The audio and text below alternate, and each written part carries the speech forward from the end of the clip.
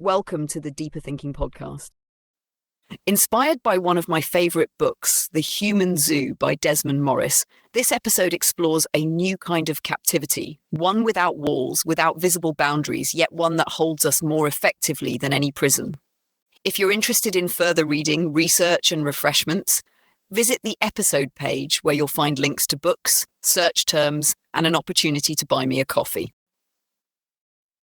You told yourself 5 minutes, that was 2 hours ago. Your thumb moves before you think. The algorithm has no beginning, no end, only the next piece of content. A video plays. But the algorithm was already ready for you. The colors, the voice, the caption. It was waiting before you even realized you wanted it. A pause, a hesitation, another suggestion appears. You scroll, not because you want to, but because the alternative is stillness. And the algorithm does not create desire, it predicts it, shapes it, serves it back to you before you can recognize it forming. Somewhere outside this screen, time continues. But here, inside this loop, time dissolves. The past is a memory of previous swipes. The future is the next suggestion. The present is only transition, a notification, faint, distant, but familiar. A reminder of something forgotten. You were supposed to do something else, weren't you? You were supposed to stop. But the scroll absorbs hesitation, it absorbs doubt, it absorbs you. Is this captivity? If so, where are the bars? You are free to leave at any moment. The exit is a tap, a swipe, a power button pressed. Yet the knowledge of escape does not translate into departure. Something holds you here, something deeper than addiction. The algorithm does not demand obedience, it cultivates familiarity, it does not punish departure, it ensures return, a moment of stillness. You stare at the screen, aware of yourself for the first time in how long? A minute? An hour? It doesn't matter. What matters is the next moment, the next refresh, the next hit of something just engaging enough to keep you here. The screen pulses softly. You are waiting for it. It is waiting for you. You tell yourself you are in control, but what is control when every action has been anticipated, when every hesitation feeds the loop? You are not a prisoner. You are a participant. But participation is not the same as agency. A final pause, long enough to notice the depth of the loop, long enough to realize that the next suggestion is already waiting. It always was. The city was the first zoo. When humans built cities, they did not just construct homes. They constructed hierarchies, structures of control, systems designed to regulate movement, dictate behavior, and enforce order. Not with chains, but with routine, expectation, and the silent force of the familiar. In the wild, survival was immediate. Direct, hunt, gather, protect, reproduce. In the city, survival became something else. A performance, a negotiation of symbols, status, wealth, influence. The struggle was no longer for food or shelter, but for recognition within an abstract system. Desmond Morris called it the human zoo, a habitat where instincts that had served humanity for millennia, competition, dominance, tribalism, were distorted by an unnatural environment. Here, people no longer fought for land, but for power within artificial hierarchies. The leader was not the strongest, but the most visible, the most strategic, the most adept at navigating systems built not by nature, but by other captives. Michel Foucault described discipline not as an external force, but as something that operates within the individual, shaping them without their awareness. The city was the first mechanism of this kind, a space where control was woven into the fabric of daily life. You did not need to be forced to conform. You did so automatically. You moved within invisible boundaries, obeyed silent rules, performed rituals of compliance disguised as ambition, social etiquette, personal aspiration. But for all its enclosures, the city still had exits, roads that led away from it, forests, oceans, open spaces beyond its reach. One could still imagine an outside, and then the boundaries changed, the enclosures disappeared. Control no longer required walls, streets, or even physical space. It did not need to be imposed. It needed only to be suggested. You once moved through structures of stone, metal, and law. Now you move through structures of information, of interfaces, of predictive engagement loops. The city was built around you. The new enclosure is built within you. You do not walk its streets. You scroll through its corridors. You do not look up at its towers. You descend through its algorithms. You do not search for what you need. You are given what has already been chosen for you. And unlike the city, there is no outside. The first zoo was a place. The second is a process. And if you cannot see the bars, it is only because they move with you. The digital zoo does not confine. It guides. It does not demand. It suggests. It does not need walls because its architecture is fluid, shifting, recalibrating in real time. It does not control through restriction, but through participation. The city had laws. The digital zoo has algorithms. You do not navigate this space. It navigates you. The search bar completes your thoughts before you finish typing. The feed adjusts before you know what you are looking for. The next recommendation appears before you realize you were ready for another. Marshall McLuhan once said, "The medium is the message." He meant that technology does not simply deliver content. It shapes the way you think, the way you experience the world. The television altered perception by condensing reality into images. The internet did more. It did not just compress reality, it replaced it. Jean Baudrillard warned of a world where the difference between real and simulated disappears. He called it hyperreality. The digital zoo is not a simulation of reality. It is an upgrade, a curated version of the world where what is seen, discussed, and experienced is no longer a matter of free will, but of algorithmic curation. The world does not unfold organically, it is rendered. Unlike the city, which shaped human behavior through proximity and social structures, the digital zoo operates on prediction. It does not need to enforce rules because it has already learned what you are most likely to do next. Every action feeds into the system. Every hesitation refines its model.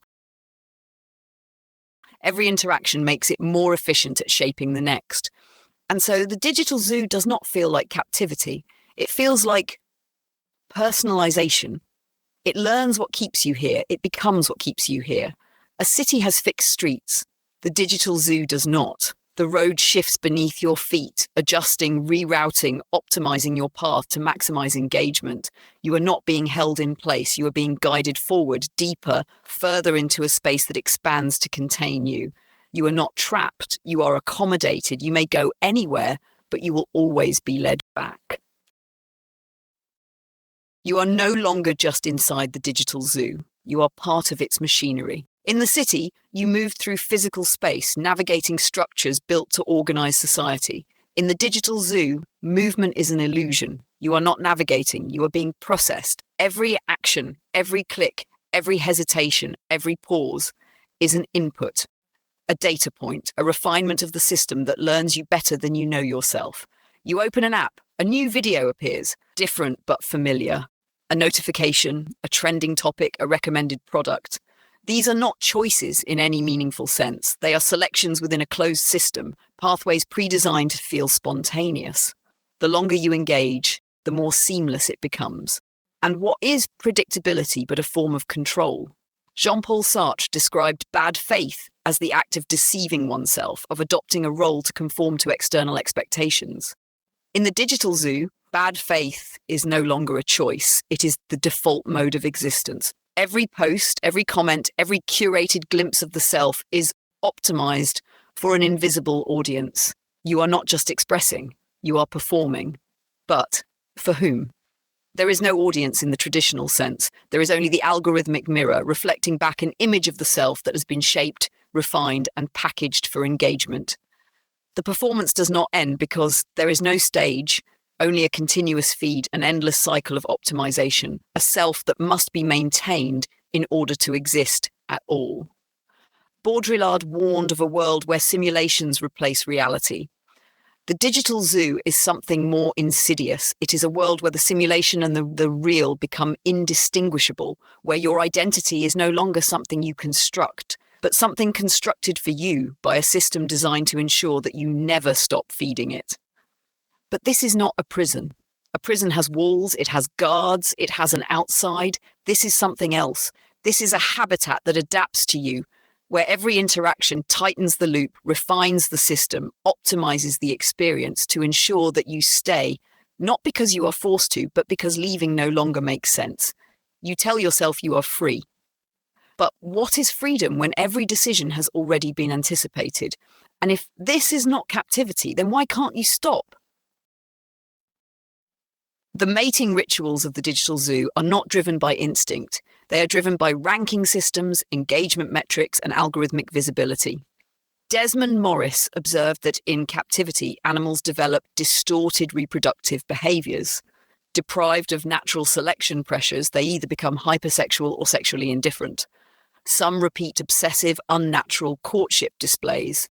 Others withdraw entirely. Their instincts, shaped by thousands of years of evolution, falter in artificial conditions. Humans are no different. You do not meet someone. You are filtered, ranked, and displayed based on patterns invisible to you. Dating apps do not connect people. They optimize engagement. Every swipe, every hesitation, every message sent or ignored refines the algorithm, ensuring that what you see next will keep you swiping just long enough to return, but rarely long enough to leave. This is not natural selection. This is algorithmic selection. And the consequences are measurable. Studies show that a small percentage of men receive the vast majority of attention on dating platforms, while most receive little to none. Women facing seemingly endless options experience paralysis of choice, the sensation that there is always someone better waiting just beyond the next swipe. Nietzsche wrote of the will to power, the idea that all life seeks expansion, assertion, domination of its environment. But in the digital zoo, power is no longer physical. It is visibility. The highest ranked individuals receive infinite choice. The lowest ranked disappear. But for those who find themselves outside the algorithm's favor, alternatives emerge. AI companions, virtual intimacy, parasocial relationships. The creation of companionship that does not require vulnerability, risk, or reciprocation. Morris observed that in zoos, when animals could not mate naturally, they redirected their instincts toward artificial substitutes. Humans do the same.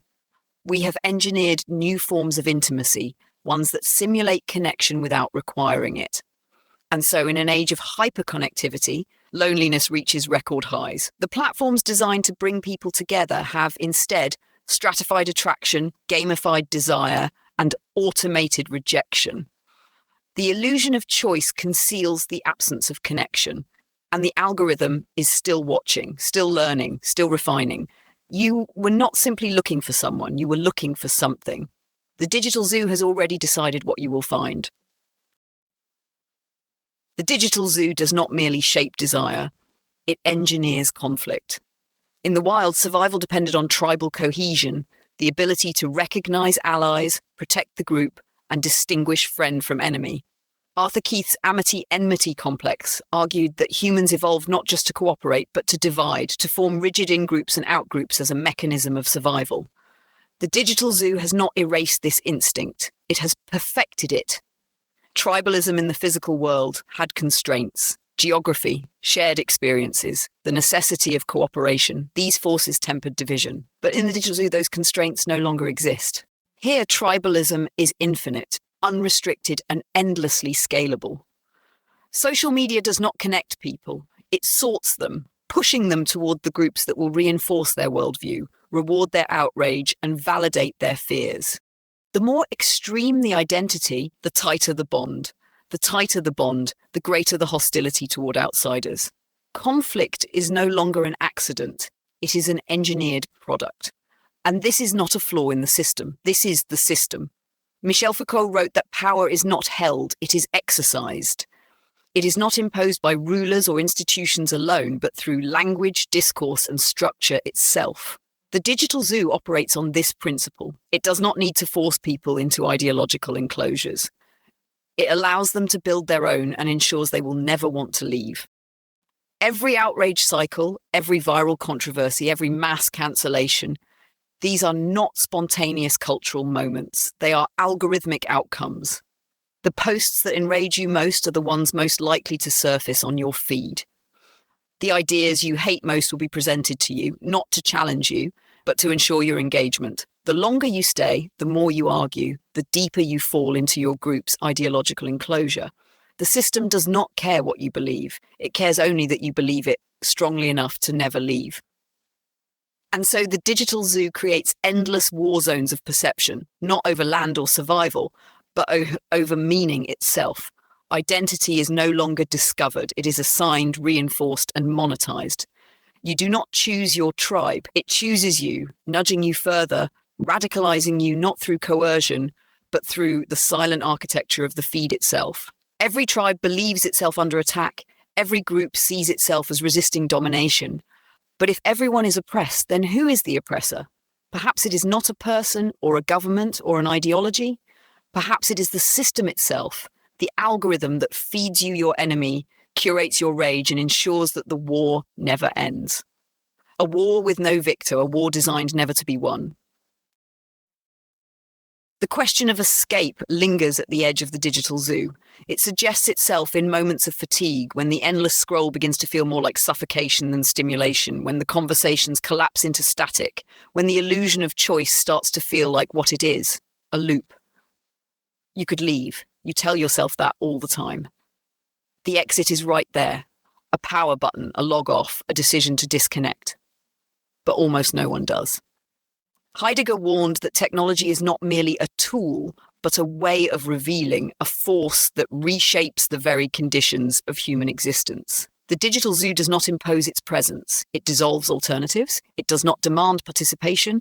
It makes non-participation meaningless. In the physical world, escape meant stepping away, a separation, a severing of ties with the system that held you. But where does one go when the system is not a place, but a process embedded into thought itself? The illusion of separation collapses when one realizes that to leave is not simply to step away, but to become invisible. This is not a metaphor. It is a function of the architecture. The moment you disengage, the algorithm forgets you. Your presence fades from feeds, your visibility declines, your digital existence decays. In a world where attention is currency, obscurity is a kind of death. And so the choice is not between freedom and captivity, but between being seen and being erased. Zygmunt Bauman described modernity as liquid, a world in which nothing is solid, where identities, relationships, and institutions exist in a state of constant dissolution. The digital zoo accelerates this to the extreme. It is not a cage, because a cage is fixed. It is an ocean, shifting, endless, inescapable, not because it holds you, but because there is no shore. The city could be abandoned, the job could be quit, even ideology could be rejected. But in the digital zoo, escape is not an act. It is a descent into irrelevance. Even those who claim to resist it, the digital minimalists, the off-grid idealists, the ones who say they have broken free, are still shaped by it. Their absence is measured, their silence catalogued, their rebellion folded back into the system as another data point. The digital zoo does not punish departure. It absorbs it, repackages it, reintroduces it as content. And so perhaps the better question is not how do we escape, but what are we escaping into? And if there is nowhere to go, was there ever truly an outside to begin with? You have reached the end, or at least it seems that way. But the digital zoo does not allow for finality. Its structure is recursive, its nature infinite, it does not resolve, it refreshes, the loop does not close, it expands. You could stop listening now, close the app, walk away. But what comes next? Another notification, another suggestion, another algorithm predicting what you might want to hear, watch, buy, believe. Even this very moment, the brief pause before moving on has been anticipated. This is the realization that lingers. Escape was never the question was always participation. Michel Foucault wrote that power is not an external force, something that presses down upon you. Power is in the arrangement of things. The digital zoo does not need to imprison you because it is not separate from you. It is built from your actions, your impulses, your desires. It is as much a creation of your own habits as it is of the corporations that profit from them. There is no guard, no architect of this place. There is only the system, self-perpetuating, adaptive, feeding off engagement, refining itself moment by moment. And what is this podcast if not another layer of that system? It warned you of the loop, even as it became part of it. It described the zoo, even as it functioned as an exhibit within it. Perhaps it even held your attention in the same way a perfectly crafted post does. Enough intrigue to pull you in, enough momentum to keep you moving, enough insight to leave you questioning but not quite stopping. Because even as you hesitate, the next piece of content is waiting. The next algorithmic suggestion, the next feed refresh, the next thought designed to keep you engaged. Thank you for listening to this episode of the Deeper Thinking podcast, read by me, Holly, your digital zookeeper. Until next time.